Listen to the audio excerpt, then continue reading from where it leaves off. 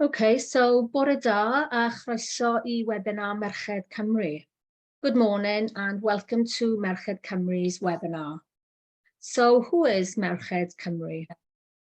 Well, for those of you that aren't familiar with the Welsh language, Merched Cymru means Women of Wales. And we are a grassroots group of women from across Wales who are working to protect and strengthen the sex-based rights of women and girls. Our members and followers include women from different age groups, ethnic backgrounds, sexual orientations, women of faith, and those who have none.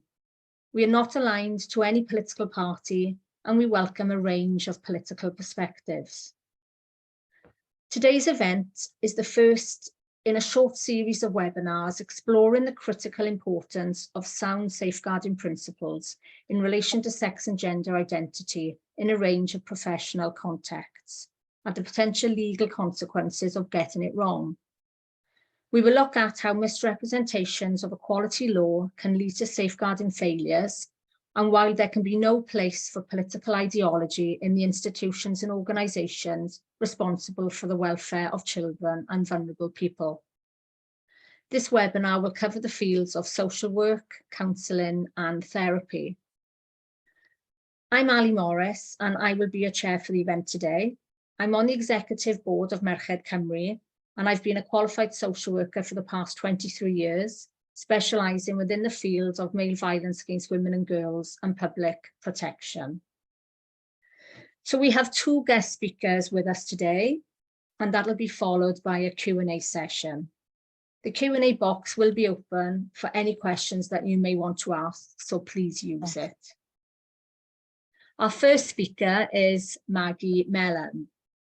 Maggie is an independent social worker, writer, speaker, and campaigner on justice, particularly on women and children's rights and welfare.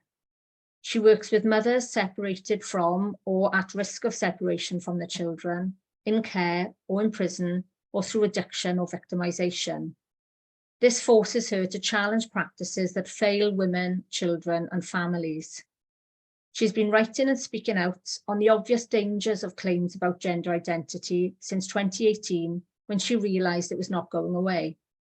With others, she has set up EBSWA, Evidence-Based Social Work Alliance, which aims to promote evidence-based practice and challenge the capture of practice and teaching and the failure of professional leadership that has allowed this. Maggie is also a member of the Sex Matters Advisory Group. So we'd like to welcome Maggie. Hi, thanks very much for the introduction and also for inviting us, EBSWA, to speak at your at the webinar today.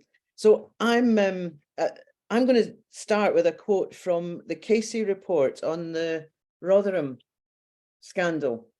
And this is one part of what she said. Child abuse and exploitation happen all over the country, but Rotherham is different in that it was repeatedly told by its own news service what was happening, and it chose not only to not act, but to close that service down. This is important because it points to how it has dealt with uncomfortable truths put before it. However, and this is Louise Casey, I propose that this report is one uncomfortable truth that will not be ignored, but that Rotherham Council will use it to embrace the change so sorely needed and ensure that it gets its priorities right. So I started with Rotherham because it's often used as an example of where authorities went out of their way to get it wrong and to deliberately allow harm, or at the least to fail to protect children. And it often comes up in our discussions in EBSWA, our alliance. So professionals and parents and children today across the UK are not allowed to discuss and challenge policies and practices on gender identity that have been adopted without any discussion or evidence. And some have been sacked for challenging or refusing to adopt these teachings and practices that are evidently to most people harmful to children. So these sackings and the persecution of people, including one of our members who's was actually disciplined by the Social Work England, the regulatory body, and is now taking them to an industrial tribunal, them and our employer. So, but these persecutions kind of serve as an example to us all to shut up, basically, and it has succeeded. the context of fear and silencing that's accompanied the capture of education and social work contradicts everything that we know is necessary to protect children from harm. So the consequences for professional practice for parents and children, not only vulnerable children, but all children, I always argue, all children are very serious. And this is a whole generation of children now. And it has wider implications than just this one issue.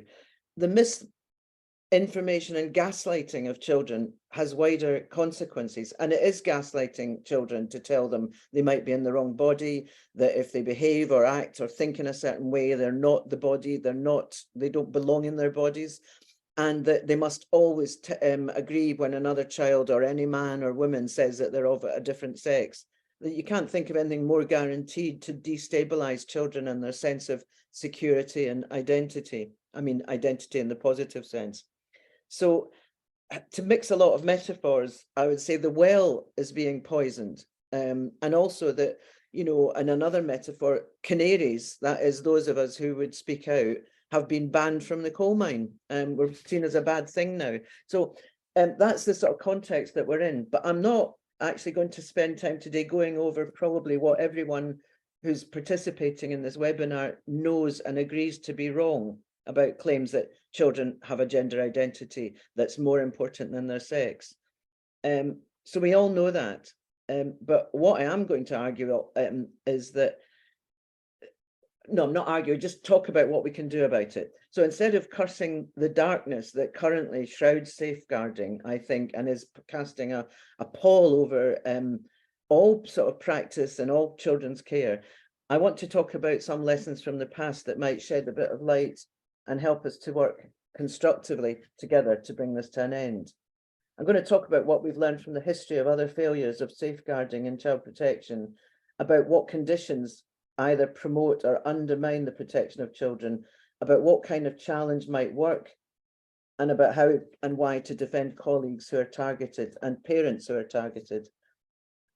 My hope is that if we learn from and remind others of similar past failures when harm was caused or not prevented, we can move away from the tisn't argument over gender identity and make the case of the necessity for free and open discussion and the acceptance of critical views and the necessity of actually answering those critical views on the basis of what we know about child protection. So having been around a long time now, I qualified in 1977, I can see that the failures today share many of the failures of other child protection failures, and that this is extreme, but it's not unique. We do know that systems and interventions can be a cause of harm. They can not just be a failure to prevent harm, but they can actually cause harm. For instance, in medicine, when I was a child, there was a wholesale taking out of children's tonsils, which was completely unnecessary because they got infections in their throat, which is what tonsils are supposed to do. So they took them all out. And it was just like, so the system harm is an important thing to bear in mind in this, but it's not the first time. So in my lifetime, we've had the Cleveland scandal where children were removed wholesale from their parents, the Orkney, same thing. And then later had to, inquiries found that either the wrong approach was taken or that actually there was no basis for the children to be removed at all. We've had the Welsh Children's Home, which I'm sure you're all aware of, the Welsh Children's Homes, Bryn Eston, and the inquiry report from that. We've had Islington and the inquiry report from that. And of course, we have Rotherham, and we've got reports from all of them. So these reports are important. And before these issues and failures of protection or actual child abuse by the system, there was the removal of thousands of children to Commonwealth countries without their parents' knowledge or consent, and where deliberate lies and secrets were kept. Children were often told their parents had died, and parents were told that their children had been placed for adoption elsewhere in the UK. It was, and according to Humphreys, Margaret Humphreys, who was the hero of the uncovering all this, up to 150,000 children were resettled from Britain, mainly from England, but from Wales and Scotland as well. and probably Ireland, I'm not sure about that, and sent to Australia and Commonwealth countries. And in Scotland, we had the wholesale removal of travellers' children by the RSPCC, which again shows that, you know, charities which were established to protect children have done actual harm, as they're doing today, the NSPCC with Childline, and various other things. So all different in some ways, all these, each one has its own specific features, but many lessons in common, I think, can be distilled from these inquiry reports.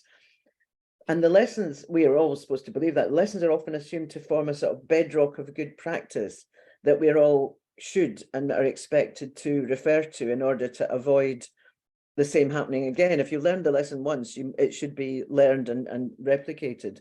But that supposed bedrock of good practice, which has not stood up to the challenge of gender identity or claims about gender identity. Lies can be told, evidence can be ignored, asking simple questions is treated as evidence of unfitness to practice or of poor parenting or abusive parenting. So I think we need to ask those who are allowing this or promoting this to happen, like the Care Inspectorate in Scotland, the Social Work England, CAFCAS. They need to be challenged about why they are allowing all these things despite and faced with the inquiry reports of the past. Because I mean, inquiry in England and Wales and in Scotland, the JA inquiry, and in Scotland, we've got another inquiry into institutional abuse of children. They've been hearing and reporting endlessly over many years, and the same people who are actually propagating this current abuse of children, their children's minds and their normal development, and some children's actual bodies, is the same people are claiming to be experts in child protection and to be, you know, fully in support of these inquiries. And they not only are doing that, but they often are making the choice to persecute and marginalize staff who are trying to sound the alarm. And that is another common theme from the inquiry reports. The risky business staff in Rotherham who lost their excellent service and their jobs. Alison Davis in Wales, who originally made the allegations, which were dismissed, and who lost her job for reporting organised abuse across the residential sector. Liz Davis in Islington, who is dismissed as a zealot or a crank for reporting abuse in residential care. And out of these things, the one thing we did learn is that whistleblower protections were needed, and they were born out of these and medical scandals. And I think we should think very carefully about how we should and could strategically use these protections in order to try and shed a light on what's happening and to force answers, force accountability, because I think accountability is another really important concept in this. So we should use past experiences of situations where professionals, parents, and children can't or won't raise concerns because they will jeopardize their jobs, their reputations, their own children's safety, and their friendships and their place in the community. And that's a very dangerous situation where a truth is not possible to be spoken because of fear of the consequences. We can all, you know, we can think of lots of similar situations. So I just want to give a quick and an example of an extreme that's all within my lifetime, certainly, and within living memory, and that is Catholic Ireland, Catholic Scotland as well, where I was brought up in. So this is not, and I'm not saying this to attack the Catholic Church or those who believe in Catholicism, but to show really how abuse can be perpetrated when the challenge is not allowed. So schools and church were all part of the Catholic Church, and the church was the established religion of the country in Ireland. And I was brought up in this context in Scotland, but priests were special. They'd been called by God, and we knew that they'd been called by God because they told us so. They had a calling. They were chosen ones. They were taken away from their families to seminaries where from that process, from when they were 10 or 11, some of them, they emerged knowing, we were assured, knowing what's right and what's wrong. They'd had mystical truths delivered. What was a lie, what was true. And they had miraculous powers to literally change a piece of wafer and a mouthful of wine into literally the body and blood of Christ. Now, I always, whenever I think of that's called transubstantiation, the miracle of transubstantiation.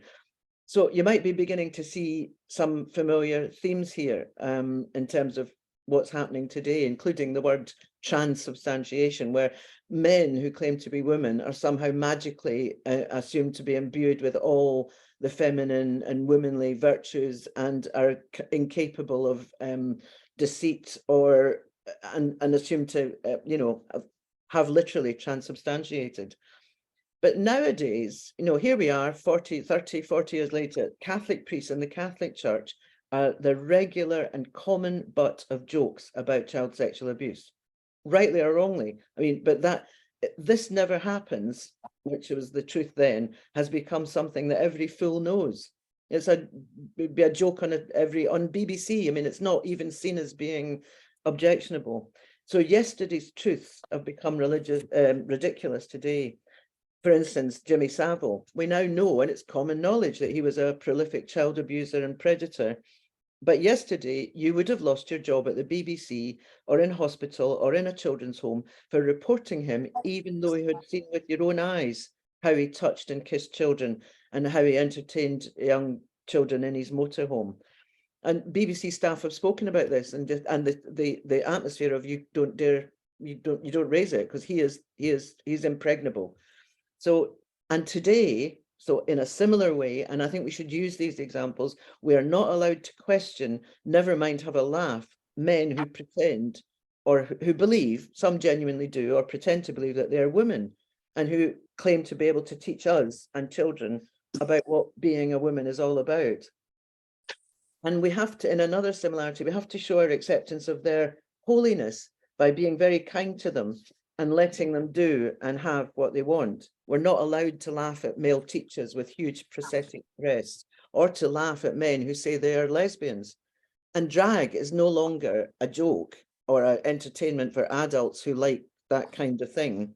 Drag is now an honourable calling whose purpose is to teach children to accept the strangest things that they have ever heard, and the sort of sexualization of childhood. So in social work, I've experienced the sort of coming and going of a series of beliefs and ideologies, always accompanied by their own vocabulary, just as we have today with the gender identity. We had terms such as disclosure, perpetrator, satanic abuse, ritual abuse, shaken babies, Munchausen's, and I've seen these all come and go. Not that there's nothing behind them, but just that they suddenly become all-encompassing, and with their vocabularies, with their sort of experts, and then they disappear. At one point in the 1980s, child sexual abuse had just been discovered. That is, we were allowed to know about it or to talk about it. And stats showed that child sexual abuse was the most common and dominant reason for investigations of families and of registration of children, by as much as threefold over physical abuse. Physical abuse almost disappeared, and I think it still has. And then this, from under-identification, we had over-identification, Orkney and Cleveland, and then there was child sexual exploitation. Again, not because there was nothing there was, but because it became the dominant thing, and you were not allowed to, ask questions about it.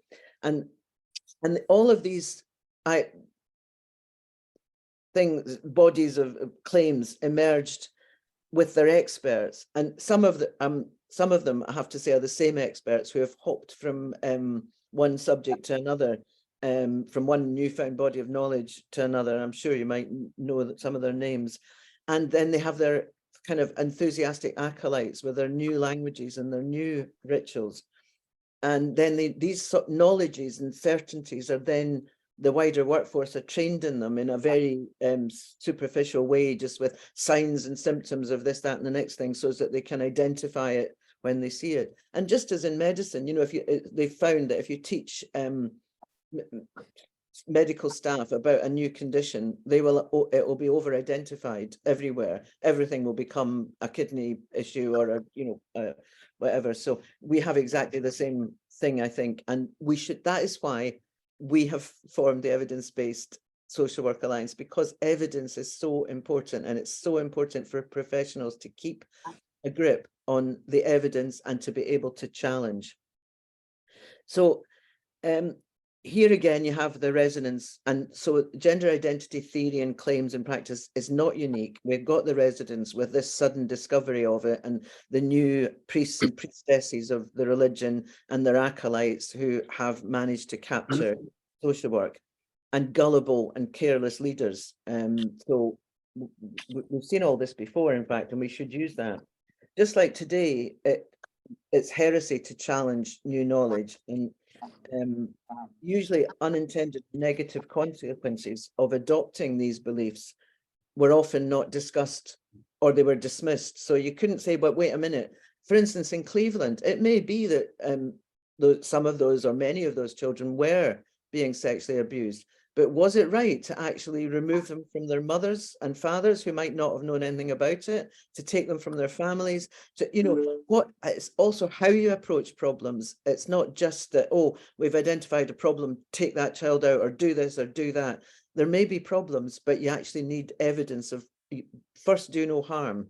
There may be a problem, but don't cause harm by your intervention. So Louise Casey, to go back to Rotherham, and I'm nearly getting to my end, is she reported that, or she said in the Rotherham report, that this case is different because of the determined support which was seemingly offered to the practice of sexual abuse and exploitation of girls as young as 12. I mean, girls as young as 12 were dismissed by the police as, even when I think one little girl actually went to the police to make a report with one of the risky business workers, and was sent a text at the same time to say that her brother's legs would be broken, and they knew where her father worked as her mother worked, and she withdrew, and the police dismissed her as a fantasist and not worth paying attention to. So just like today, a service which was run by people who were able and willing to listen to children and protect them was closed down. It was defunded, and its name was taken over because it had actually achieved a good reputation. The council took it in-house, changed and took its name, but the staff all lost their jobs to social workers in the council. But at the same time, Rotherham Council was actually claiming to have best practice in managing child sexual exploitation, holding conferences and claiming to be leading edge. Meanwhile, it all continued. So it's quite extraordinary echoes of this, what we're currently seeing with the adoption of gender identity and claims by the same people that they are leaders in protecting children, and they know all about how to protect children, while they're stifling and sacking people who could actually do it or have been doing it. But I suppose, is it different? Has there ever before been official guidance which explicitly recommends life-changing measures about children without any evidence of belief or consideration of the risks? I don't know. In Scotland, the Care Inspectorate has produced guidance for children's services, which treats gender identity as a fact and doesn't even mention the Cass report. So, I mean, it's fairly deep and significant what's happened. But I think there are parallels and echoes in the past with the Commonwealth. There's something that's widespread belief that's unchallenged, but also a secret. So I think that's an interesting thing. It's unchallenged, but we're not, and you're not to talk about it, and it won't be acknowledged. If you actually say a fact, what's actually happened. So the Care Inspectorate are not alone. We've got the Children's Hearings, we've got Social Work England, we've got CAFCASS. And I know that, and I don't know much about Wales, but I know that I've read that Wales is pursuing determinedly pursuing the same course. And like the Scottish government, it likes to pose as being more progressive than England. Whereas in fact, the Westminster is actually saying some sensible things about it and putting some curbs and reins on it, Conservative government. But some of the most sensible speeches that I've heard have come from Miriam Cates and others, and some of the most idiotic things from what are called the progressive left. So anyway, that's what's to be done. I've suggested using whistleblowing, but I think the most important thing is public awareness, which is the greatest protector of children. That's why things have got to be secret, and they don't like them being discussed. They don't, So we need to be ensuring that we make the press aware of concerns. And if we do use whistleblowing and protected disclosures and all the other ways that you can raise it, or even deputations to your councils. We did that, not EBSWA, but I did it with a group of parents in Edinburgh, and just went and spoke to the council and spoke the truth to the council about what was happening in schools. And I think those things can be used if you're able to be public. But one of the best ways of protecting children and counteracting this in the professional sphere, I think, maybe to make use of whistleblowing protections in individual cases, not just about individual cases, If you know of a case, put it, we have to be brave, and we have to actually whistleblow about the harms that are done. But we can also whistleblow about policies. But the main thing I would say is, don't be a lone wolf.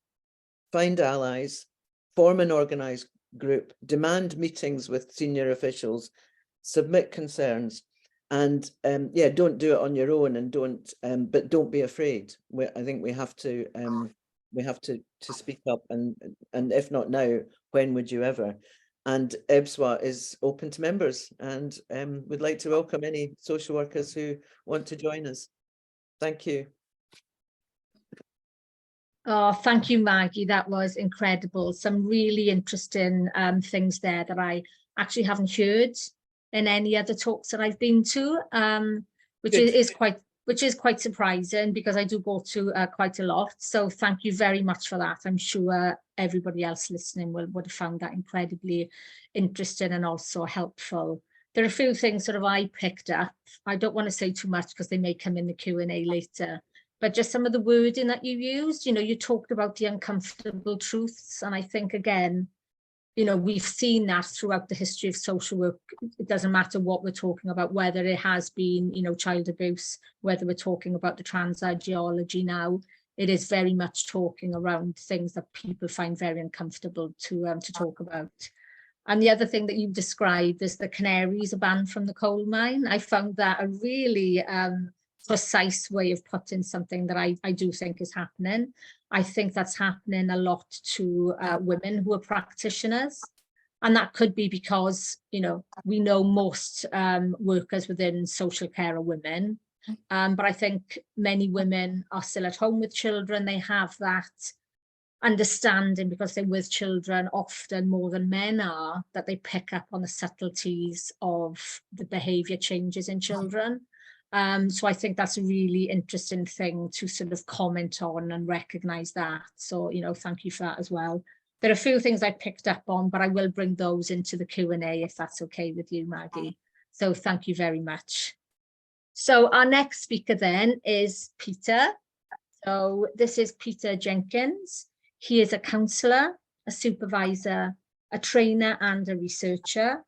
He has written extensively about the Gillick decision in relation to therapeutic work with children and young people, as in the book co-authored with Dr. Debbie Daniels, Therapy with Children.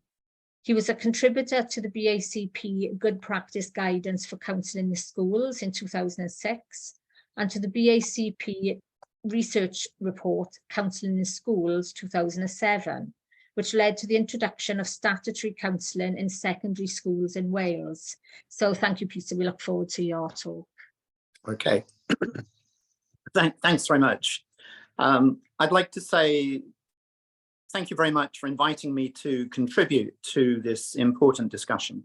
I suppose I'm coming at the topic from a number of different directions as a former social worker with an interest in childcare law and children's rights, and as a counsellor with a past connection with school counselling service in Wales, and a particular interest in confidentiality and the Gillick principle, as well as being a member of Thoughtful Therapists. My title is Safeguarding Issues in Therapeutic Work with Children Identifying as Trans.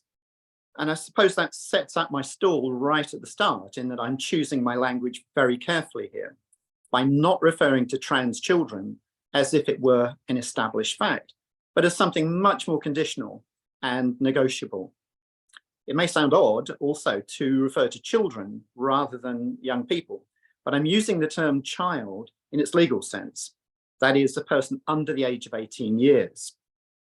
I've always thought that the law is an essential reference point in our counselling practice, rather than something which is just optional or an afterthought. Knowing and understanding the law in this area of practice seems to becoming more and more necessary and inescapable, it seems. It may be that the title is seen as rather provocative. After all, what's the issue with safeguarding the counselling here? It does seem to me that safeguarding issues, as defined in Working Together, are closely tied up with the current politics and policies concerning responses to children identifying as trans. Just to give you a few examples, the Tavistock Gender Identity Development Service, which has really been at the heart of the storm over treatment for gender distress since Keira Bell's case in 2020, is being closed down. Amongst the criticisms made of it, and you really need to read Hannah Barnes's excellent book, Time to Think, to get the full background, the Care Quality Commission, a government inspectorate, judged the Tavistock service to be inadequate, and this was partly on the grounds of safeguarding. Sonia Appleby, who was safeguarding lead at the Tavistock, also brought a successful case as a whistleblower, along the lines that Maggie has referred to. And her complaint was that safeguarding referrals were not routinely being made to her. Mermaids, leading third sector advocacy group for children identifying as trans, is currently the subject of investigation by the Charities Commission, again over safeguarding concerns. And finally, my colleague James Esses, also from Thoughtful Therapists, is currently involved in a legal case against his former counselling training institution for having his training terminated for raising safeguarding concerns regarding young people identifying as trans. So safeguarding really is a live issue for counsellors and psychotherapists working with children identifying as trans, or at least it should be, hence this webinar. It also seems important to try and set out some of the context and background to this talk and why I think it's so timely and necessary at this point. Two key reference points. Firstly, the whole issue of the limits to confidentiality within the process of counselling children. And secondly, the implications of the changes being brought about by the Cass review into services for children with gender distress. To start with the first, counsellors will generally be aware through their training, their practice, of the importance of providing a high level of confidentiality to children in their work. In the past, I've written a lot about the value of confidentiality and the need to protect this as far as possible as part of the therapeutic frame. We know that, for example, young people aged 16 to 17 enjoy the same level of entitlement to confidentiality as do adults, based on Section 8 of the Family Law Reform Act. In England and Wales, we had the Gillick case of 1986. This was a case brought concerning the right of a girl under 16 to access contraceptive advice from a healthcare practitioner. The case clarified the legal position for all children and young people under the age of 16 regarding confidentiality, namely that a young person under 16 years of either sex was entitled to confidential medical consultation without a need for parental knowledge or consent, if, and this is important, if they possess sufficient understanding and intelligence, or what has been termed Gillick competence. In Scotland, there is greater protection for this principle of qualified or limited adolescent autonomy in statutory form as the Age of Legal Capacity Act 1991. This high level of confidentiality is important to building trust with the child or the young person and provides the basis for the counselling to then proceed. However, we all know that Gillick does not provide a blank cheque regarding confidentiality. The Welsh Government Counselling Toolkit makes it very clear that confidentiality can and must be overridden by the counsellor in the event of safeguarding concerns being raised. And this goes back to the original Clerk report of 2004. In legal terms, this technical breach of confidentiality is authorized by Schedule 1 of the Data Protection Act 2018, so it doesn't require client consent. In reality, negotiating these kinds of issues can be very challenging for counsellors and clients alike, let alone for supervisors and agencies. We'll come back to GILIC a bit later because I think it's a key factor and a possible source of some misunderstanding on the part of some counsellors working with children identifying as trans. Looking at the second major background feature, namely the Cass review, which has just been mentioned, the interim report made a number of points about problems with services for children with gender distress, which we need to take note of. And incidentally, I don't see much discussion of these issues in our counselling journals, which is a matter of real concern. However, the Cass review has pointed to the way in which the affirmative approach has become the main medical and therapeutic response to clients with gender distress. Secondly, it's pointed to what it describes as diagnostic overshadowing. In other words, where a client discloses gender incongruence, then the usual process of assessing other conditions such as autism, eating distress, sexual trauma, all fall into the background. It's a bit like when we look at a Gestalt picture and we can only see one shape, but not the other. The usual therapeutic curiosity of, well, how might all of this fit together is suddenly discarded. Gender distress, once disclosed, becomes the primary and major focus of the work and the relationship. This disclosure can also bring with it a whole new set of conventions as to how the counsellor should now proceed, which is where the issue of social transition also begins to emerge. If we look at the Scottish Government's non-statutory guidance on supporting transgender young people in schools, it defines social transition as a multi-step process as transgender people begin living their lives in a way that affirms their gender identity.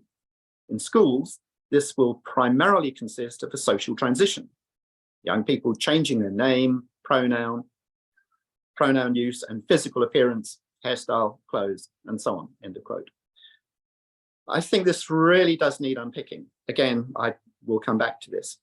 The Cass review takes a much more cautious approach, clearly stating that social transition is, quote, an active intervention because it may have significant effects on the child or young person in terms of their psychological functioning, end of quote. Research, as we know, into its longer term consequences is still lacking. For Cass, social transition should not be the automatic response to gender distress, particularly in schools. So from a counselling perspective, what we have is called the affirmative approach. There's a generally widespread, but I think incorrect assumption that all counsellors are required to practice affirmative therapy with clients expressing gender distress.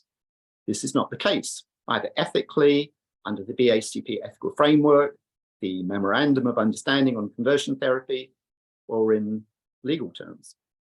The term affirmative therapy rather begs the question of what exactly are we affirming here? We aren't affirming the client's gender. It may well be their apparent gender that they're actually very unhappy about. What we may feel expected to affirm is the client's gender identity. This is something completely different.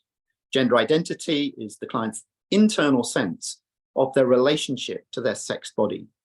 We'd only know the client's gender identity if they chose to disclose it. And this is where the problems really start. So adopting an affirmative approach, or what I would say is actually a gender identity affirmative approach, involves making some serious changes to the way we would usually work with a client. This might include using the client's preferred pronouns, disclosing our own preferred pronouns, and communicating an affirmation, a validation, and an acceptance of the client's experience of being gender incongruent. For some counsellors, this might not be such a huge step, but might simply be an extension of working in a wholly person-centered way of communicating respect for the client and building a high level of rapport. However, for me, this marks a real shift in the counselling relationship and a crossing of an important internal therapeutic boundary.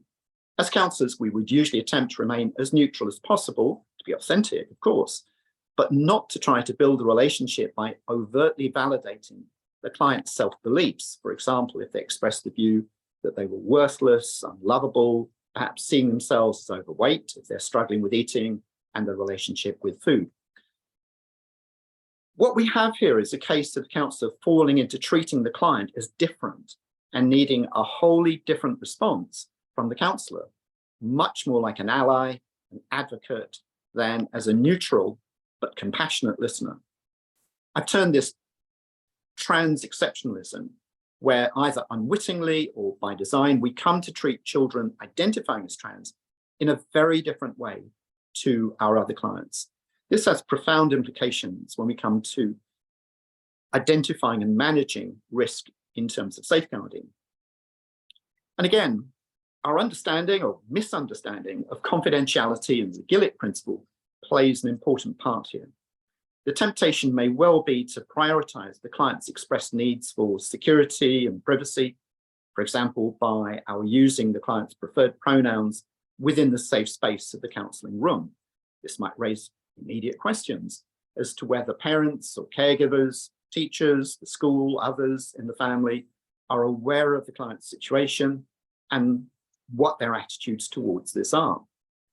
Yet, by responding in a way which affirms the client's gender identity, the counsellor is constructing a form of social transition within the privacy of the counselling room. And while Gillick affords a degree of confidentiality, it's not absolute and certainly not a blank check for the counsellor to work in this way, even if social transition is the preferred stance applied within the school or within the agency.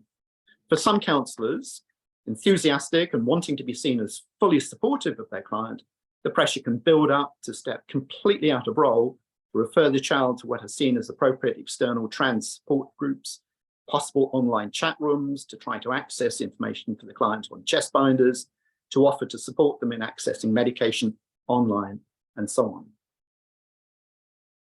To my mind, several things are missing from this scenario. Firstly, there are definite limits to confidentiality under Gillick. Gender identity affirmation is not a credible or a well-researched therapeutic model. Affirmative therapy is designed to facilitate the client's progression along a treatment pathway, which can involve irreversible medical and surgical interventions, a task that the counsellor is not qualified to undertake. Social transition involves the risk of powerfully reinforcing the client's still evolving sense of self and closing off alternative avenues of exploration. Crucially, affirming the client in an uncritical way runs the risk of failing to see significant safeguarding issues which might contradict this transition narrative. So, what are these safeguarding concerns that we might need to consider for clients identifying as trans? Well, according to the Bayswater Group, this is a group of concerned parents of trans-identifying young people, there are 4 areas of potential safeguarding concern. And the first is overlooking and failing to address other issues, such as autism spectrum disorder, attention deficit hyperactivity disorder, mental health issues, eating disorders, sexual abuse or other trauma, severe bullying, confusion over sexual orientation, such as internalized homophobia. Secondly, the likelihood that a pupil may take harmful physical steps to change their body in line with their preferred gender identity. So, for example, binding, tucking, hormonal interventions, including circumventing NHS protocols by obtaining items online. Now, incidentally, NHS England floated this recently as a future safeguarding protocol item back in September 2022, but then withdrew it. NHS England Medical Director, Dr. Stephen Powis, said, "No one should be purchasing illegal, unknown, and potentially life-threatening drugs online," end of quote. The third potential safeguarding issue relates to exposure to inappropriate or inaccurate online information and/or adult influence, including explicit sexual content. And the fourth, a key factor, I think, is about parental alienation, due to a culture where children are encouraged to keep secrets from anyone they suspect may ask questions about their desire to socially or medically transition. I think to this, we could perhaps add a fifth risk, that is the process of encouraging participation in social transition itself, which the Bayswater Group describe as an unregulated social experiment. Social transition is not an educational procedure. In my view, it's best described as a medical, psychological, a psychiatric intervention, strongly based on behavioral principles, which are intended to reinforce a specific sense of self and of gender expression, and to modify and change the responses of significant others, namely staff, teachers, pupils, and parents. This reinforcement may well lock the child into continuing on to the next stage of the treatment pathway, much as using breast binders tends to correlate with an increased preference for undergoing mastectomy, and experience of puberty blockers tends to correlate with increased likelihood of progression to cross-sex hormones. These are not discrete and separate steps, but more like a series of moving escalators, each linked to the one to come. Each stage of the pathway prepares the client for progression onto the next stage. Left with their own devices, research suggests that 80 to 90% of gender questioning young people would simply come out as gay or lesbian and not proceed to medical transition. Well, yes, but one of the standard responses at this stage is to quote the prominent statement in documents such as Keeping Children Safe in Education. And this states that, quote, the fact that a child or a young person may be LGBT is not in itself an inherent risk factor for harm, end of quote. This may be true in general, but it does beg the question of what the evidence base for this statement is, given the complexity of associated conditions which may run alongside a client disclosing gender distress. An alternative approach is suggested by the Bayswater Group. They say that a trans identity should be seen as an indicator of potential safeguarding risks and prompt careful assessment. It can be a proxy for multiple problems that need sensitive discussion involving parents. It is not a reason to remove any child from safeguarding frameworks altogether. End of quote. The next section, from Keeping Children Safe in Education, also raises some concerns. And this goes, risks can be compounded where children who are LGBT lack a trusted adult with whom they can be open. It is therefore vital that staff endeavour to reduce the additional barriers faced and provide a safe space for them to speak out or share their concerns with members of staff, end of quote. Well, from a safeguarding perspective, I mean, who exactly is this trusted adult? Have they been DBS checked? What is their role and agenda? What are the qualifications and expertise of members of staff who the child should be referred to within the school instead? These two sections were added very recently in September 2022. There are already calls for them to be removed as opinion rather than as sound evidence-based safeguarding practice. The NSPCC is often used as another source of advice on potential safeguarding for children identifying as trans. Well, I find the NSPCC guidance is very much a mixed bag, which is sound in some areas, but much more problematic in other respects. For example, the NSPCC identifies a series of potential safeguarding risks for children identifying as trans in terms of homelessness, mental health problems, online abuse, for example, by inappropriate use of dating apps, risk of child sexual exploitation, and clearly bullying. However, the NSPCC is very much caught up in the wider trans narrative. So the other wing of its stance is about offering support, often via online chat rooms. There is developing real concern about the online chat rooms run by a number of organizations, in that the online moderation can be slow to respond to harmful content and quite limited in terms of providing real protection. Young people taking part in online chat rooms are necessarily exposed to views from other participants which seem very much geared to reinforcing a developing sense of gender identity rather than contributing to a working through and potentially exiting from this process.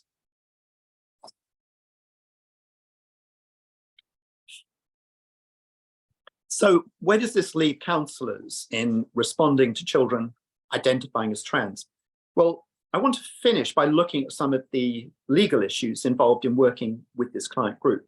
Firstly, to return to Gillick, it's worth pointing out that the Gillick case essentially involved healthcare issues in that it revolved around the question of whether a girl under the age of 16 years could lawfully access and consent to confidential medical treatment, such as contraceptive advice and treatment, without parental knowledge or consent.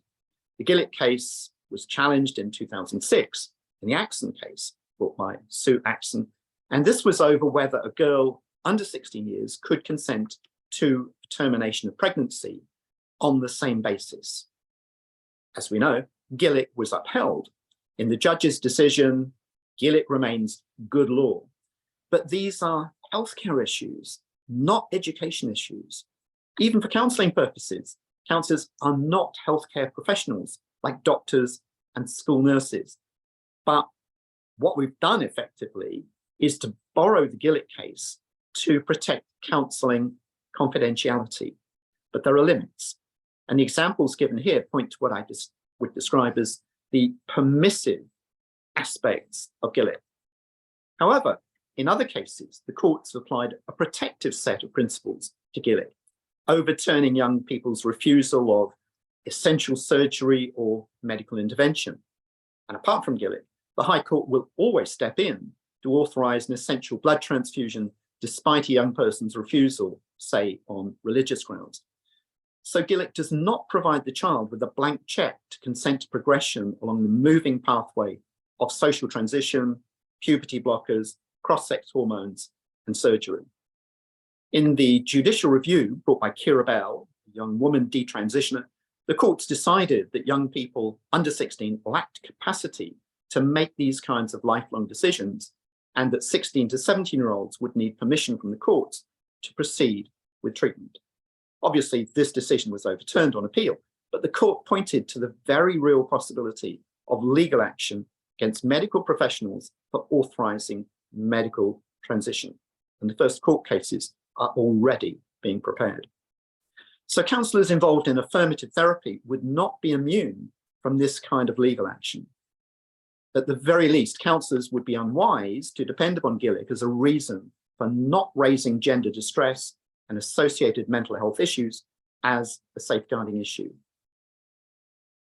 And safeguarding issues, as we know, generally require parents to be informed unless there is a direct risk to the child in doing so. Counsellors really cannot work in this area without understanding some of the legal risks involved. Okay, just as a quick aside here, and I have to say this was pointed out by my wife, that I can't claim credit for it, much as I would like to, that these three cases, that is Gillick, Axon, and the Kira Bell case, all relate to the rights of girls and young women.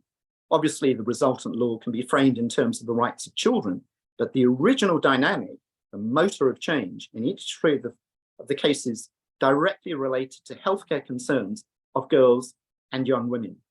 On top of this, we know that girls are by far the bigger group accessing counselling in schools and elsewhere, and also that girls are also the source of most referrals to the Tavistock for gender distress. So it's just worth holding on to that thought. And what about schools and local authorities? The local authority guidance seems intent on testing the water here in quite bizarre ways. The Vale of Glamorgan guidance refers to pupils who have a gender identity which we do not yet have words to describe. Clearly, queer theory now seems to be stalking the corridors of the town hall. The guidance toolkit for Rhonda Cannon Tapp states that, remember that a pupil who identifies as a trans girl but was born biologically male is not a boy dressed as a girl, but is a girl who outwardly at this point resembles a boy. Well, I have to say at this point that I do sometimes feel a bit like the narrator of the book, Edward Bellamy, Looking Backwards, who goes to sleep and wakes up in a dystopian future. Or I start to get flashbacks of the terrifying first episode of The Handmaid's Tale, where people's clothes and cars and everything is the same, but something has drastically changed the whole shape of people's lives. But anyway, it's possible to challenge this guidance and win. The Rhondda guidance was successfully challenged by parents for endorsing the social transition of their son without parental knowledge or consent. The parents were supported in this by Stella O'Malley, yet another member of Thoughtful Therapists, we do seem to get around, and Paul Conrath, who was the solicitor central to the Keira Bell case, and were also supported by Merched Cymru and Safe Schools Alliance. So it can be done. The council then withdrew the guidance for review. Again, this kind of guidance seems to me to rely far too heavily on Gillick in order to justify social transition. The Vale of Glamorgan draft guidance states that as far as possible, care should be taken to ensure the wishes of the individual pupil or student are considered, subject to the child or young person being considered to be Gillick competent with a view to supporting them during potential transition. Well, I'm sure we all may have differing views on Suella Braverman, MP, the current Home Secretary, but she made an important declaration on the state of the law regarding gender issues in schools for the Policy Exchange when she was Attorney General. She was emphatic that schools do not have the legal authority to socially transition children without parental knowledge or consent. And I think on this issue, she was absolutely right. So schools and councils relying on Gillick to authorise social transition and not to inform parents seem to be walking on very thin legal ice. If social transition is a medical, or more accurately, psychiatric intervention, that is, it's a complex behavioural package involving all staff, pupils, but sometimes carried out without the knowledge of parents, then schools and local authorities would seem to be exceeding their powers under education law. Schools, however well-intended, are not mini family courts able to dispense with parental responsibility when they decide. Head teachers are not family therapists. Teachers and support staff are not usually qualified in cognitive behaviour therapy. And even if they were, it's not part of their professional role. In old-fashioned legal terms, schools and legal authorities are at risk of acting ultra vires. This is going back to my original social work training. That is, taking decisions completely beyond their legal power and authority. So, to finish and leave you with some questions to ask your possibly unconvinced counselling colleagues and possibly sceptical head teachers, what is the research evidence which supports gender identity affirmative therapy and or social transitioning? Secondly, what are your medical or psychiatric qualifications for designing and implementing a behavioural programme of social transition? What is your legal authority for carrying out social transition and not informing parents? Thank you very much.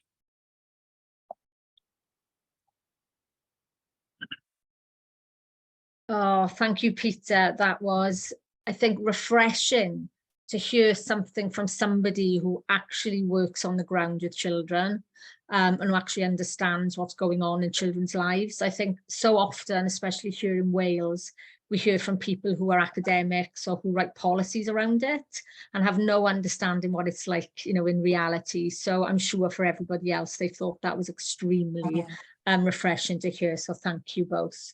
I should clarify, I don't work with children, but I mean, it's... You work in the field of therapy is what I meant, yes. Yes. Yeah.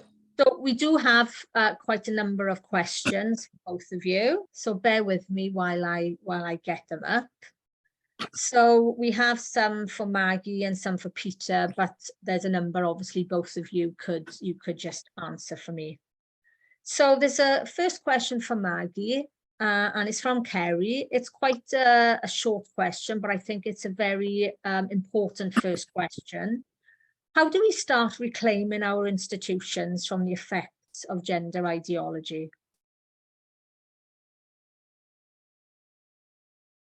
Sorry, I just unmute myself. Yeah, well, big question. I mean, I do think we have to challenge and we need to be brave, because there's no way out of this through secrecy or there is no other way than publicity, and challenge. I think it's not always right to go straight to the press to say, oh, look at this awful thing. And sometimes professionally you can't do it.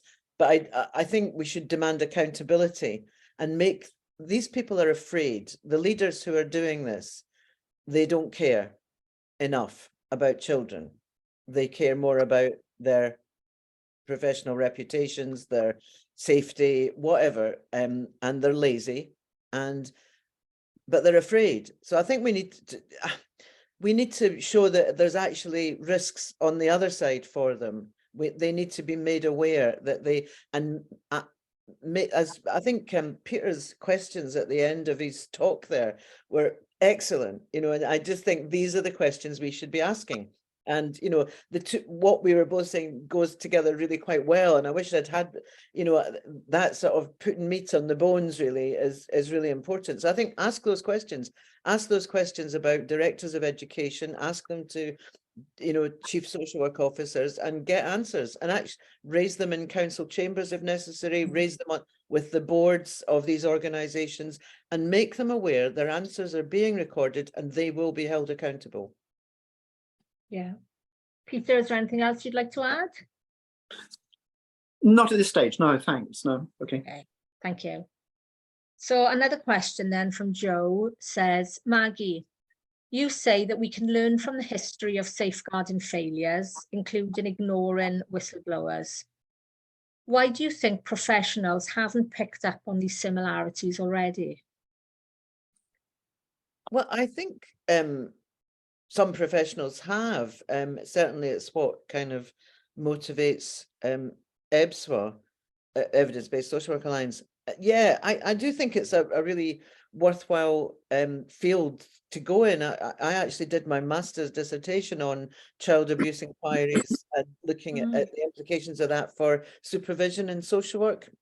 And I did it on supervision, but I used child abuse inquiries to say, well, you know, how can we better use research and knowledge within supervision?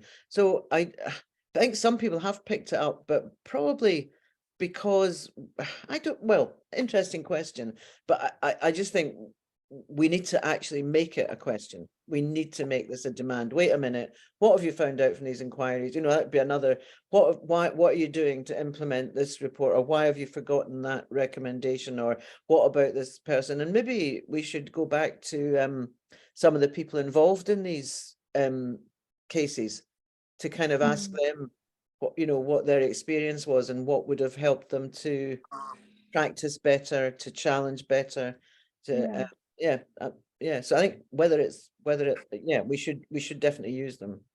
Okay, thank you. So there's a question for you, Peter. Okay. How does it square that trans identifying children are recognized as tremendously vulnerable by both gender critical lobby and the trans lobby alike, and yet there is such a lackadaisical approach to safeguarding? Okay, it's interesting question. I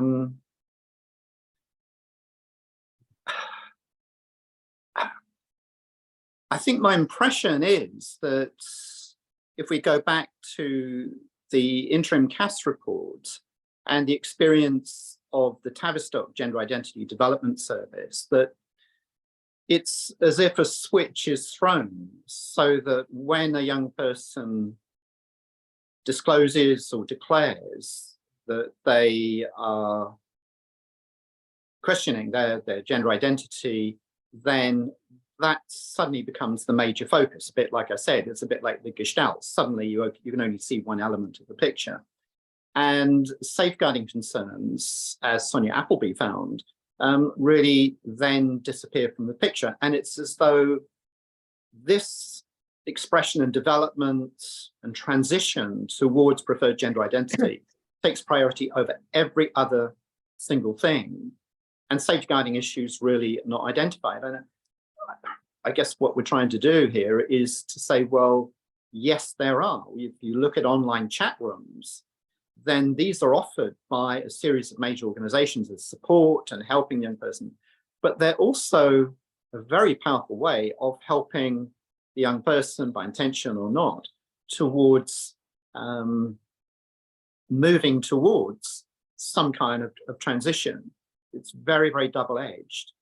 And I think what we need to be aware is just to take a much more rounded view that where a young person is struggling with these kinds of issues and experiences, that we always have potential safeguarding concerns at the back of our mind. And we don't hold back from exploring, well, how maybe is this linked to other experiences that you've had, the bullying that you had, or previous experience of sexual abuse. I mean, surely that is part of our job as a counsellor, and to have this overall professional curiosity, if you like, in working with the child. I'm not sure how far that really answers the question, but that would be a first attempt at it anyway.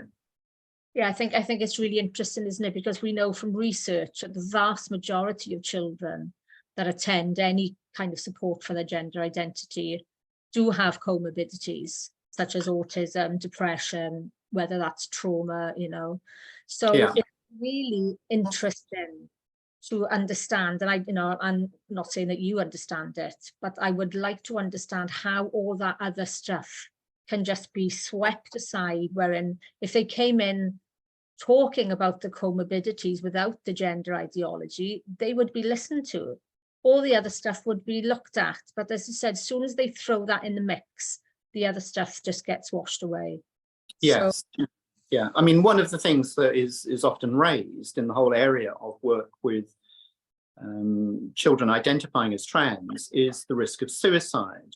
Now, it's very difficult to get research evidence on this. I mean, because the Office for National Statistics doesn't record deaths by suicide according to, it only records in biological categories, you know, male or female. So it's very difficult to know, well, what proportion of young people who are completing suicide might be trans.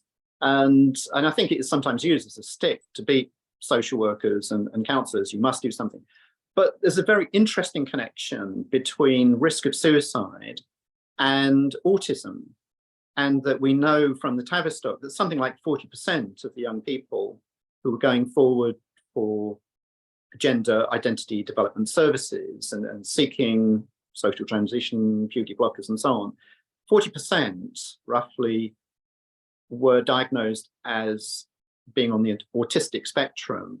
Now, being autistic, according to recent research, which I read in the Royal College of Psychiatrists, the journal, points out that if you're autistic, that your risk of suicide is 11 times greater than for the general population. So it's massively increased. So we really can't afford to say, well, okay, the fact that this young person may be autistic is not relevant, because it may be relevant and it may be partly explaining this massive spike in terms of their apparently heightened risk of suicide. So I think it would be remiss as a counsellor if we didn't do that comprehensive assessment. Yeah, absolutely agree with you. It could be as I said, the other comorbidities that are causing the intention to commit suicide, not the fact that they think they're trans. But it's very difficult, isn't it, to get somebody to actually understand that. So, and I understand these are very complicated questions, and you know, we could be doing a webinar, you know, just on that question in itself. So thank you. So the next one. Sorry, Maggie, did you want to come in? Just a quick point, which was that I checked the Scottish, there's new child protection guidance, national guidance in Scotland, and it does actually very clearly state that children who are lesbian, gay or bisexual, young people, that and those who identify as transgender or of the opposite of gender are vulnerable to harm. So I think that was quite good. It seems to have not aroused a lot of comment here. I know the guy who drew the guidance together, and he had come to a seminar that we had organised at the Parliament, and so I think he worded it very carefully and rightly, but it was saying these children are vulnerable, and he was leaving it open to whether it's to sexual exploitation, to by you know, whatever. So I think that's a useful, people, if you want to look it up, I can send it to Ali and Merched. just to say, but this is a useful kind of thing to refer to, or anyway, there it is. It was a good thing. And the other thing in Scotland is that the SSSC as said, has assured us they're absolutely clear. That's the regulatory body for the workforce. They're absolutely clear that about the difference between sex and gender identity. Yeah, send us those links, and we can use those then to sort of look at the differences between the Welsh and the Scottish policies that we have. So thank you. So the next one then, Maggie, is for you. In your talk, you used the word persecuted to describe the way that some or many whistleblowers are treated. So that suggests something more than a mere disinclination by those in power to listen to inconvenient truths. So what's your view on that? Well, I think I used the word persecuted advisedly, if you like, because I think it is persecution. And the investigation, we often say that it's the investigation that is the punishment, even if it comes to nothing. But I think it's part of their reluctance to deal with inconvenient truths. It's not that disinclination. If you are disinclined to listen to the truth, then you are going to commit injustices. So, and that would include persecuting the wrong staff, shutting up the wrong staff, allowing bullies to have their way, whatever the situation is, whatever the issue is. So I think it's part of being unwilling to listen to the truth. Yeah, thank you. Peter, have you got anything on that? Yes, yeah, I mean, it really is a problem facing counsellors and psychotherapists who are wanting to know more about this topic, who want to be able to discuss it. I mean, there seems to be very little open discussion within professional journals, within our own professional organizations. And to some extent, I think there is a culture of fear that people may not be convinced, for example, by the talk I've just given, which is fair enough. But I think for many counsellors, they are beginning to be unsettled by what is going on, because surely if the Tavistock is being closed down, then there needs to be some kind of acknowledgement of this. I mean, what is going on here? What about the Cass review? And I do get the impression it's not widely known or discussed by counsellors and therapists with whom I'm in contact. So there is a risk that discussion is being damped down. And this is only deferring the moment of justice, when all of this stuff is really going to hit the fan, I think in the form of legal cases. And that's really going to put counsellors in an even worse position. We should be having open and informed debate. But the standard approach seems to be that if you push on these issues, that the response that comes back from the other side is no debate. This is not a free speech issue. Well, it clearly is a free speech issue. And the fact that we're doing this, I think, is tremendously heartening.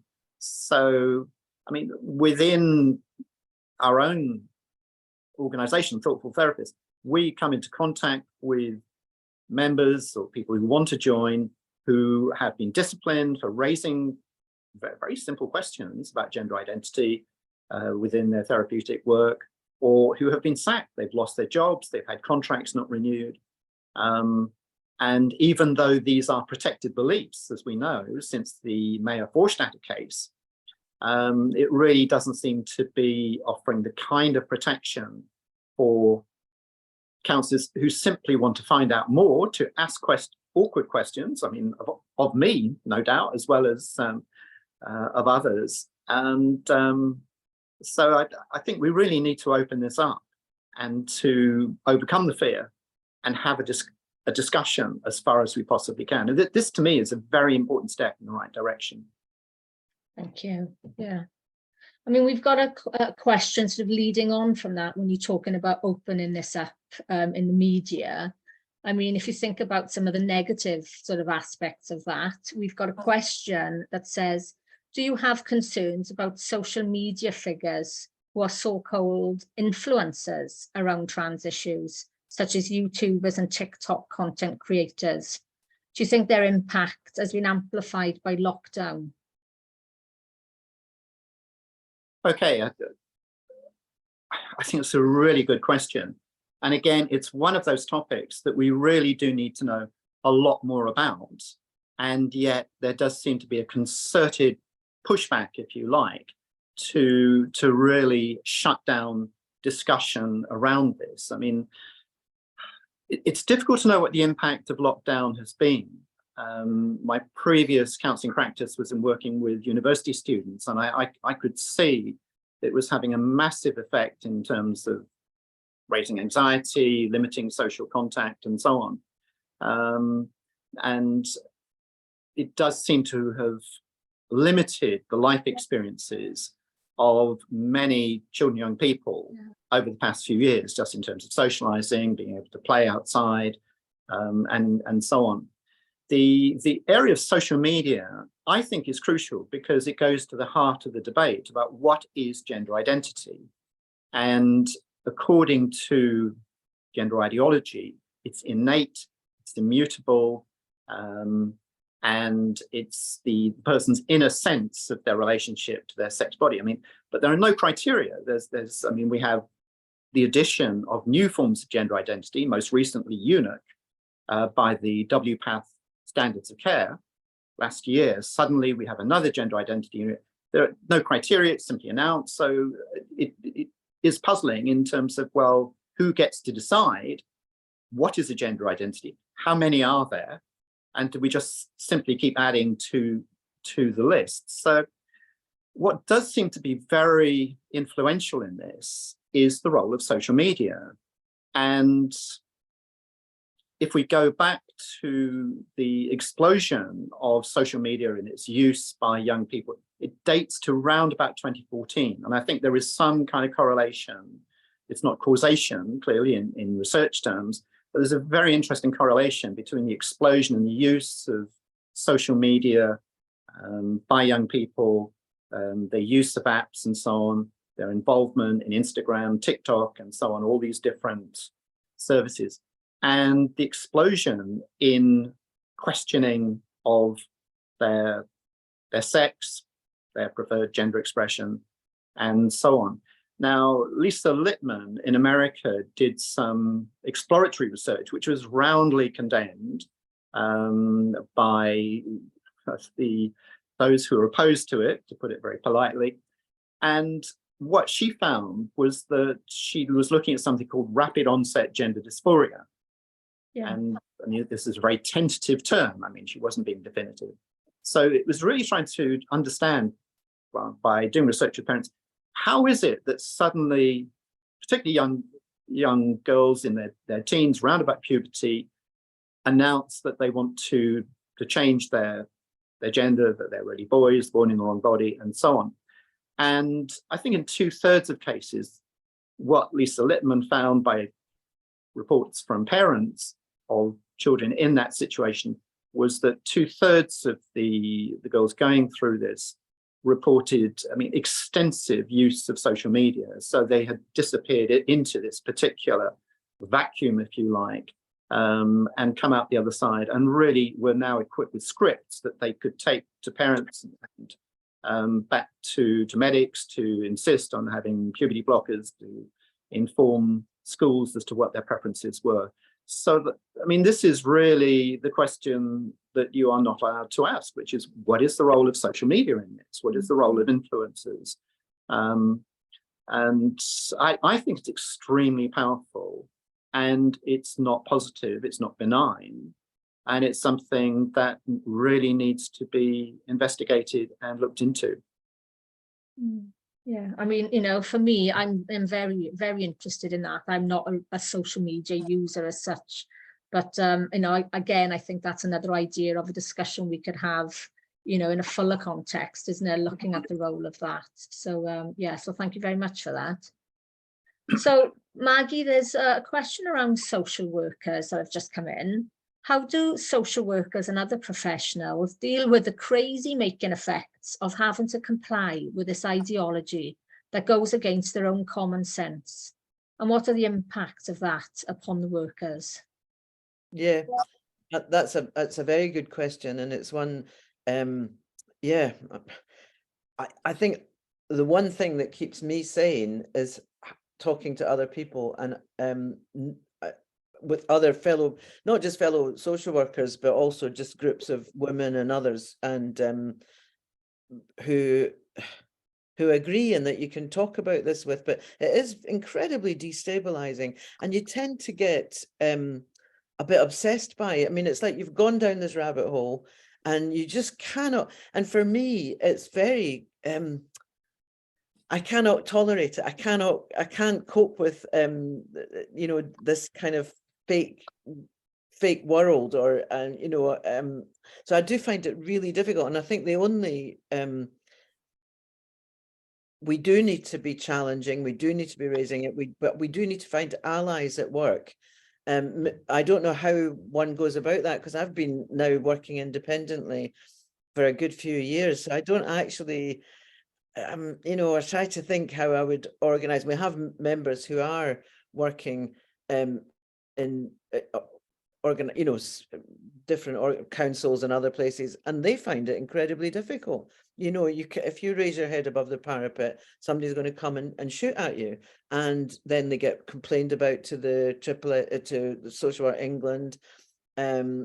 They get complaints made about them at work, so it does have an absolutely silencing effect. And so again, I think turn it back on, you know, the people that would do this, and ask heads of service what would happen if somebody wanted a discussion.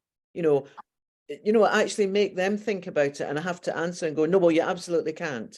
You know, what would happen if somebody asked for evidence? Is it okay to ask for evidence of this? I would turn it all back. And if you can't get at least colleagues to say, yes, we should be able to ask for the evidence. So, I mean, that's why we called ourselves the Evidence-Based Social Work Alliance, because we need evidence, you know. Yeah. We cannot say evidence is not important, you know. Yeah. I think Peter's got his hands up there. Yes, I mean, as a former social worker, I was very interested, Maggie, in what you were saying about the tragic and expanding list of social work inquiries where things had gone badly wrong. And I mean, coming back to this question of how to get the debate going, how to raise things, I was struck that when I mentioned, and I hope I've got the pronunciation right, the Clwyd inquiry back in 2004, which really, this was crucial in getting the Welsh Assembly, the Welsh Government, to institute school-based counselling services in secondary schools, because the problem had been within a particular school that there was child abuse, which some people were aware of, but wasn't being reported. And this was, if you like, this was the impetus to bring in school-based counselling in Wales with a very strong brief for safeguarding. Now, reports had been, the council, as I understand it, according to the original inquiry, had not responded to concerns that were being raised. And here we are in an identical situation where parents are raising concerns about social transition, and yet the councils are really closing their ears to this kind of situation. And I was struck in that, in terms of, I suppose, situations within the world of counselling and psychotherapy, as well as social work, where children have been abused or exploited, then there is a particular template, I think, that we can begin to identify. So if we look back, for example, to the 1990s, there was, for example, in one of the children's homes in Staffordshire, there was something called Pin Down, which was a way of dealing with, I suppose, difficult to contain teenagers within the residential care system. And they devised a very strict punitive system of controlling children within that system. And they called it Pin Down. was based on principles of negative behaviour modification. And then a bit later, I think in Leicestershire, there was the Beck regime, which was the subject again of an extensive inquiry, which found that the children's homes across a number of the residential establishments were using very humiliating and demeaning ways of working with children, and using something called regression therapy, which is not a formal, it's not a reputable model.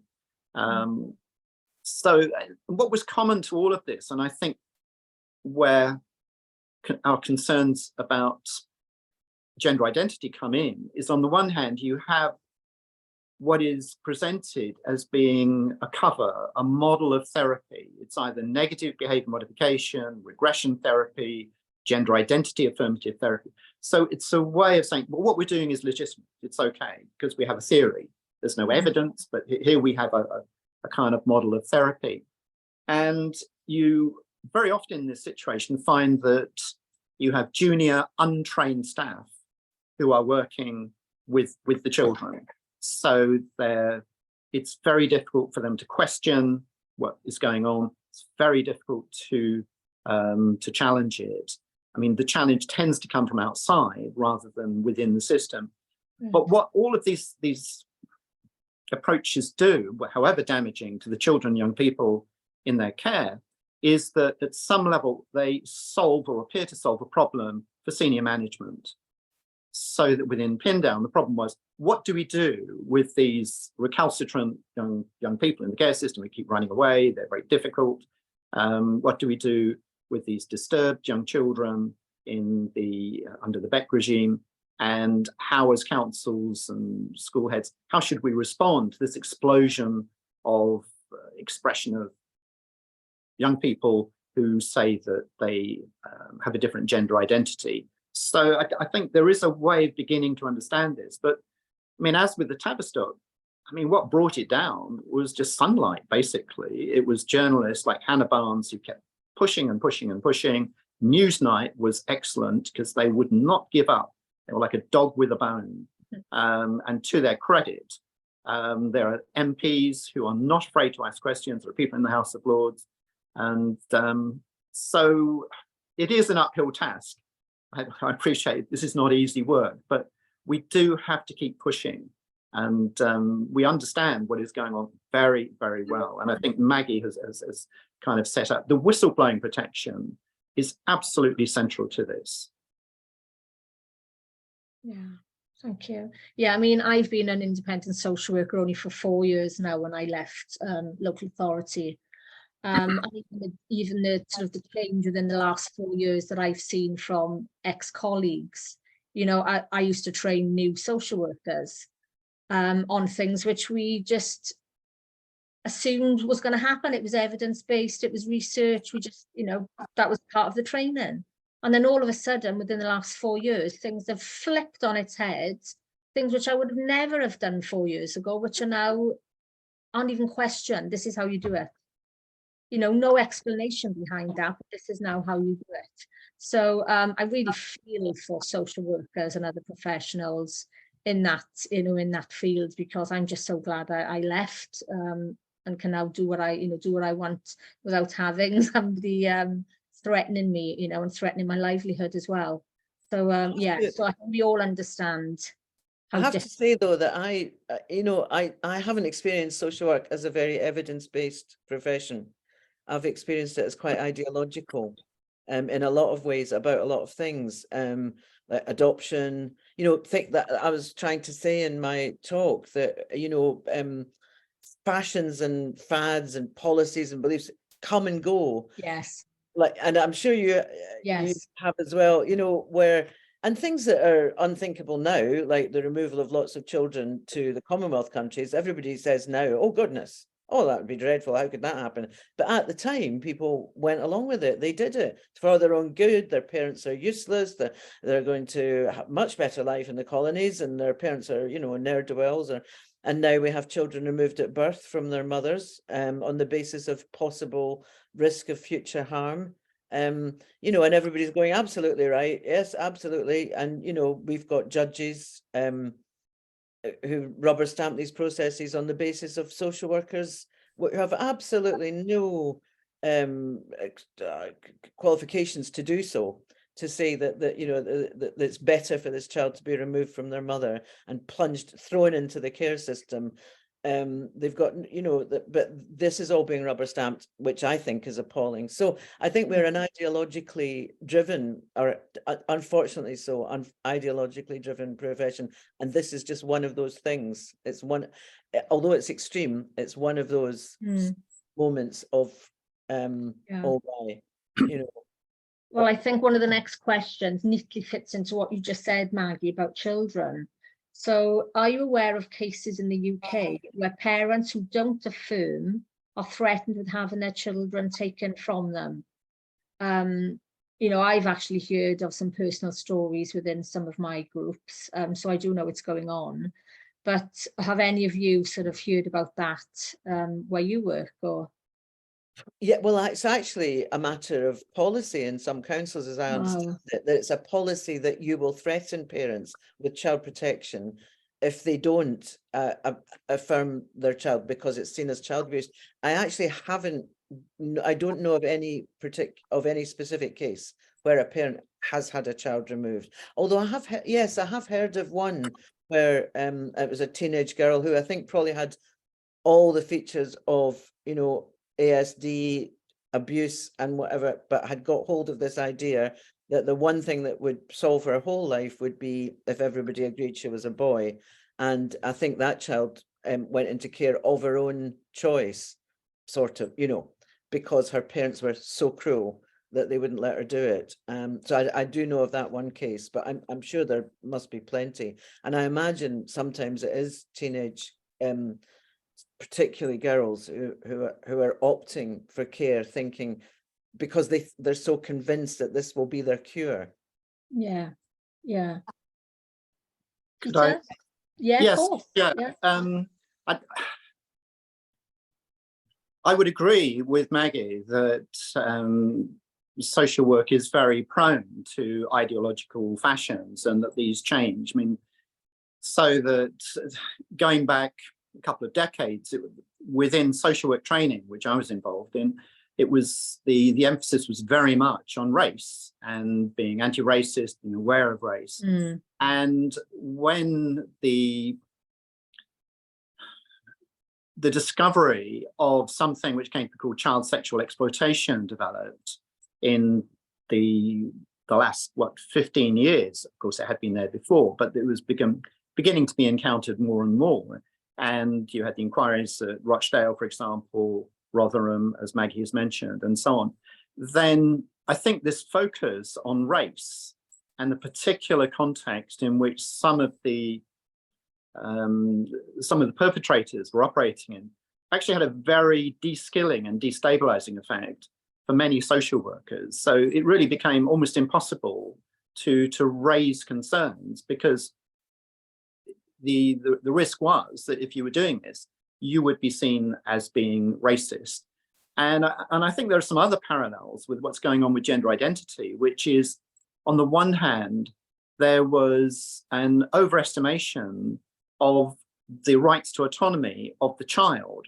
So, for example, in the Rochdale case, there was a young girl under the age of 16, and it was argued by social workers that she was involved in consensual relationships with much older men, and this was a lifestyle choice. Yeah. Now, I mean, and again, you kind of have to shake yourself and take several steps back.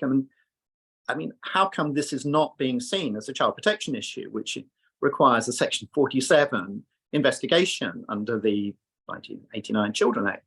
So it's the lens through which practitioners see things, that they interpret things, they dismiss some things, they highlight others. And the other consequence is that very often, and I think there is a lot of this within social work, there's a very quick readiness to blame parents for whatever is going on within the family. So again, in a lot of these situations, the view was, well, it's the parents' fault because they can't control their children, and the children are being put at risk by the parents. So, and if we translate that to the current debate about gender ideology, then again, there is this developing mood, I think, within some of the professions that where parents are reluctant to automatically affirm their child's new gender identity, to request treatment through the gender identity development services, to push for puberty blockers and so on, that they're failing in their duties as parents. And it relates to a wider debate. I mean, I appreciate time is limited, but the whole push to ban conversion therapy, particularly on the grounds of gender identity, we can now see is having a really profound effect in terms of its impact, not just on therapists. I mean, makes therapists kind of not want to work with these issues or this client group, but also for parents. For example, in British Columbia, where they have quite draconian legislation, one father was jailed for refusing to use the preferred pronouns of his teenage daughter who wanted to transition. And in Victoria State in Australia, again, where they have a very draconian legislation banning conversion therapy. Again, there is this very strong implication that parents who refuse to go along with this gender identity affirming stance are putting themselves legally at risk. So, I mean, these may just be straws in the wind, but I think it's very concerning because for some parents, they are genuinely, I mean, they're upset, they're distressed, they're concerned, and they're not convinced this is the right way to go. One of the things that I think is also in common with other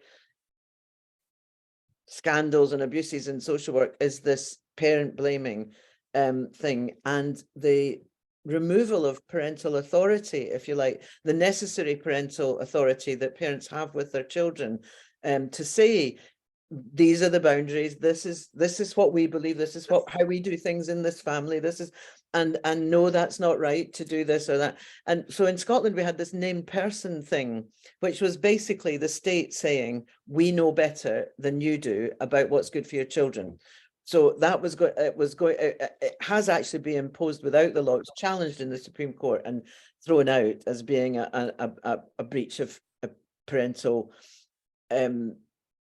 well, it wasn't thrown out as a breach of parental rights, but it was done on the technical grounds of the recording and sharing of information. But basically it was actually the state saying we know better than parents. And actually, of course, the state always makes a lousy parent, always. I mean, there is no time when the state has been better than parents. Families are absolutely the bedrock of children's welfare and development.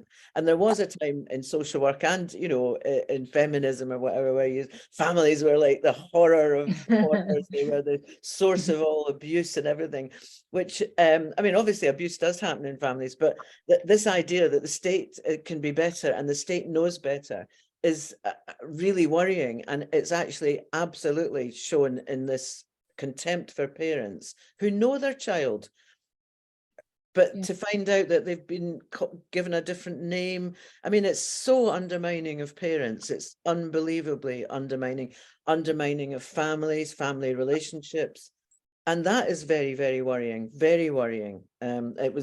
It has happened to an extent in Scotland, because although the law was struck down on the named person, who's not named, by the way, it's very Orwellian that, you know, the person's not named.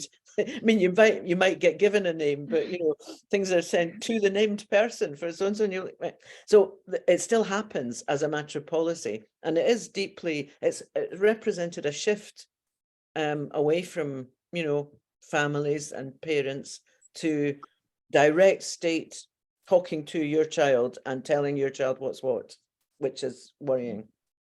I mean, Peter, in your talk, you said something really interesting, which really hit a nerve with me. And it was about the current trend that we see, which is about calling children young people.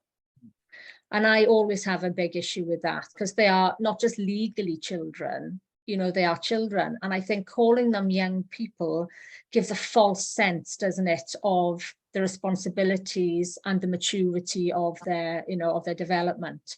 So, yeah, I mean, I just think, you know, seeing them as mini adults or small adults can be really dangerous. And I think, you know, giving them, I think it's a follow-on, isn't it, about seeing them as mini adults, giving them all the responsibility of saying, yes, I want to be this gender, or I want to be, you know, I want to have surgery, etc., etc.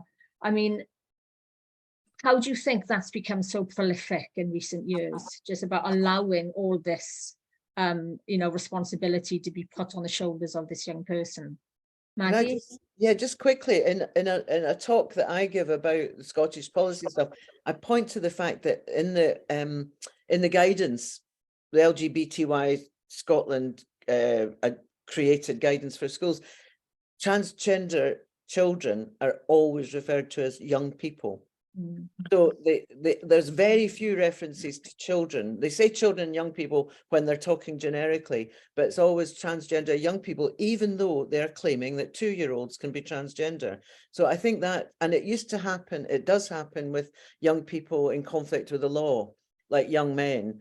Young children, like boys, I mean, are called young men. This young man, I remember, you know, in probation, this young man, or this young woman, and actually what they're doing is adultification of children to make them, and some of that is because of the, I think, misrepresentation or of the UNCRC, the right of the child to have their voice heard. I completely support that. But the child has got lots of other rights as well, which are about protection from harm. And the only one that people seem to go on about is the right of the child's voice to be heard, which again gives children, you know, parental adult rights. Anyway. Peter? Sorry, Peter. Yes, I mean, I think you're absolutely right. And I mean, we know, I think we've learned to our cost that language is crucial here. And who determines the meaning of words? So the way that gender has replaced sex, for example, and eclipsed sex, biological sex, within legislation and so on. These are not neutral processes. They're extremely important to be aware of. And I think what I was trying to do quite deliberately by saying it's children who identify as trans is to go back to the legal bedrock, which is crucial for social work. It's also crucial for counselling, that these are children in the eyes of the law. And that begins to reframe it, because as you say, once you start talking about young people, then that shifts our internal boundaries in terms of thinking, well, what can a young person do and what can they have access to? And I think there has been, and I say this as someone who's been training in the field of children's rights for several decades, that I think there's been an appropriation of the whole field of children's rights in a way which neatly slides into this agenda, but I don't think it's appropriate. So, for example, the Tavistock, you had young people under the age of 10 who were being seen able to consent to puberty blockers on the basis of Gillick. I mean, this only came out in the Keira Bell review. So, and you think, well, how is it possible that this can be construed as being a case of a child of that age having capacity to do that?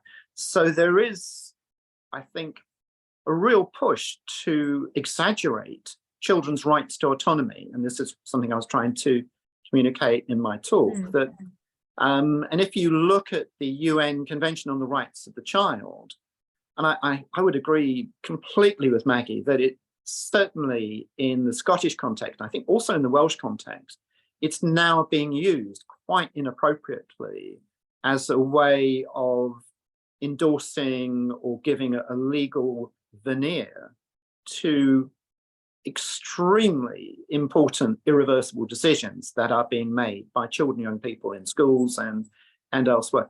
And if you look at the UN Convention, it actually has nothing to say about autonomy. And the word autonomy is nowhere in the 42 articles.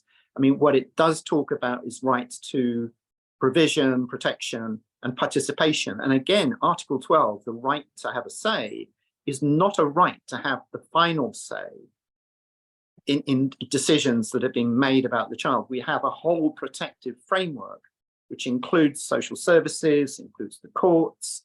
And, you know, it's as though that is shifted and really displaced, becomes unimportant. So there are huge battles, I think, in just reclaiming what is fact, what is established here, that, and again, challenging again and again that the UNCRC is being used out of context and inappropriately to justify social transition. And I mean, again, this is the argument I'm making about GILIC. There are limits to GILIC. It's not a blank check. And we're up against very well-financed, well-organized ideological opponents to whom all of this is, there's simply weapons to be used in an ongoing conflict. But I think we keep struggling with this to make the point that, you know, the things that they're relying on are not accurate. They're not accurately presented. They do not have research evidence to back them up. Yeah, sorry, Maggie. I was just going to say, I think that's very relevant to Wales, because Welsh Government, for example, is very reliant, actually too heavily reliant, on having forums for children's voices, and they're always included in, you know, any action plans that we have. And as you quite rightly said, you know, that children's voices are taken as the end and be all of what they say. And especially in, I suppose, areas around abuse, for example, we know that the voices that we hear from children are often the voices they've picked up from the abuser, for example. So we know that what children tend to say is what they think we want them to hear anyway. So, you know, we do have an issue with it in Wales. So what you've just said is extremely useful for us to be able to fight that reliance. Sorry, Maggie, did you want to say something? Yeah, it was just a quick one. That the Care Inspectorate guidance, that was one win we got. We wrote them a lengthy complaint about their guidance and lack of evidence. But one of the claims they'd made was that children of 12 are presumed to have capacity to make decisions about all these things, of medical things, medical treatment. So the Care Inspectorate in Scotland was advocating for children of 12 in their care to be able to have puberty blockers, breasts removed, breast binders, etc. And of course, that isn't the law. So one thing they had to pay attention to was when we said no, in a medical practitioner's opinion, this child has capacity, which, like the Keira Bell ruling, puts it firmly back in the medical court to be responsible and make them go, oh, wait a minute, this is my opinion. So they've had to change that, and they've acknowledged that. They haven't changed anything else, but their chief executive's been off since it all came out. So we don't know what's happening in there. So we actually have 2 questions left. So hopefully we'll be finished by midday as promised. So we have a question from Jake, and Jake says, what's your take on the scope and wording of the new NHS England guidance on puberty blockers? One of the most egregious justifications for transition is the would you rather have a live trans child or a dead child, i.e. suicide reduction. This is, to my knowledge, counterfactual and a safeguarding concern. I don't know that this is the line of justification is suggested in policy writing, but are there any explicit safeguarding principles that would discourage professionals saying this to young people?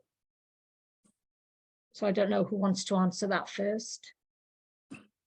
Yeah, I'll go quickly. I mean, I think, unfortunately, behind this discussion is if you like, there's a suicide narrative, and it's very much posed this way. Would you rather have a live child of a different sex or a different gender expression or whatever, as opposed to a dead child? And I mean, I guess my answer would be, well, what are the other choices? I mean, this is a binary choice. What else is available? So it's being forced into, obviously no parent would want harm to fall to their child.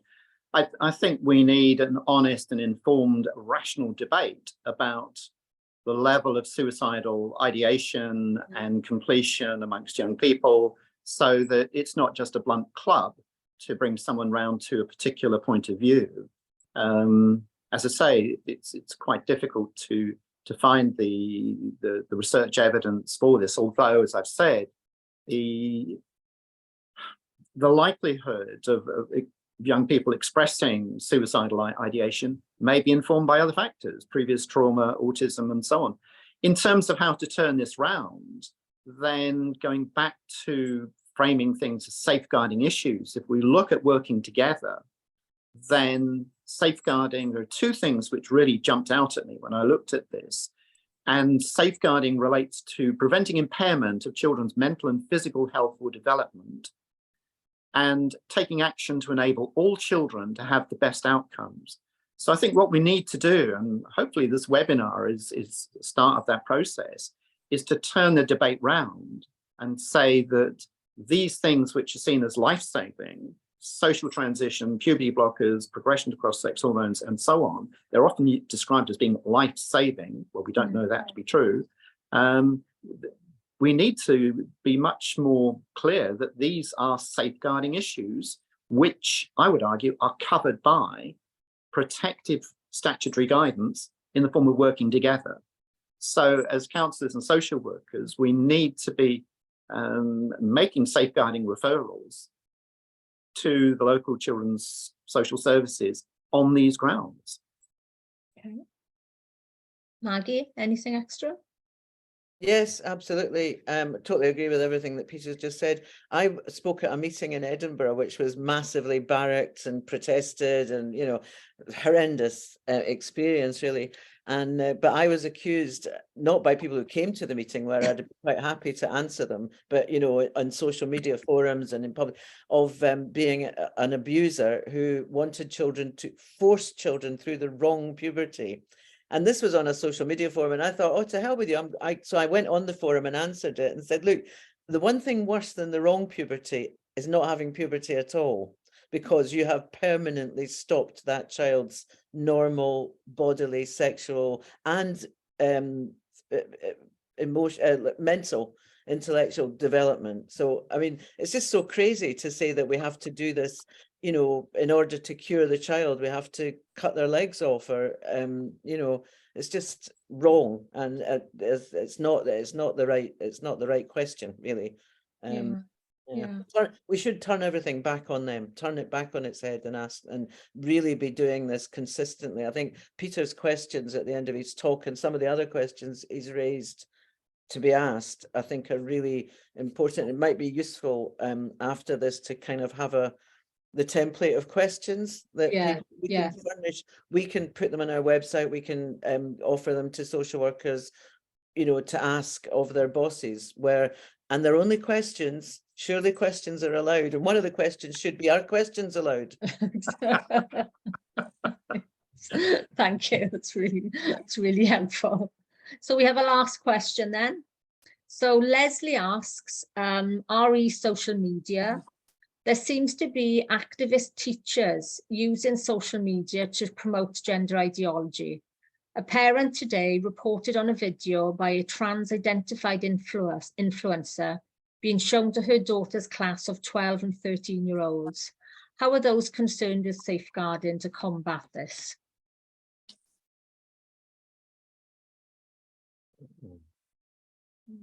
I mean, what always happens to professionals who challenge is they get reported and called this, that, and the next thing. So I suppose we should make one answer would be to say, is this within your professional, is this person acting within their professional competence? Is the local authority is the local authority content that this person, that this teacher is keeping within their own professional role and authority and isn't abusing it? And what are you doing to safeguard children from that possibility? And just use the same arguments as they use against us, but and demand the answers. Yeah. Peter, have you got anything?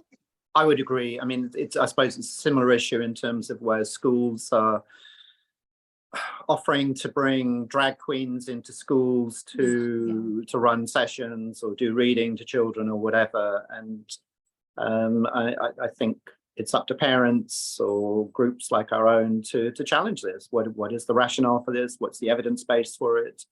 Can this be more accurately described as politics rather than education?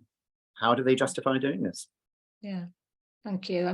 Thank you. I'm sure some of us who are aware of what their teachers are doing can use that information.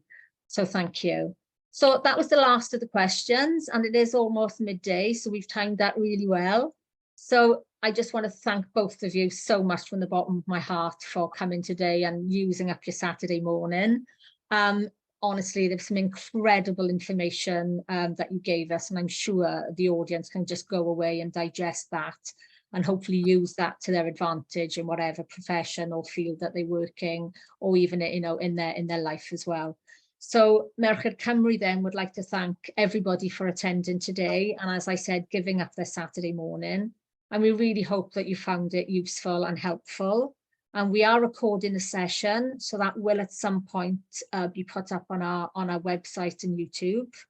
So please look at our website, which is merchedcymru.wales, and visit our Facebook page as well, and you can get more information on the work that we've been doing. And we hope to see you at the next webinar. So diolch yn fawr iawn am ddod. Thank you. Okay, thank you.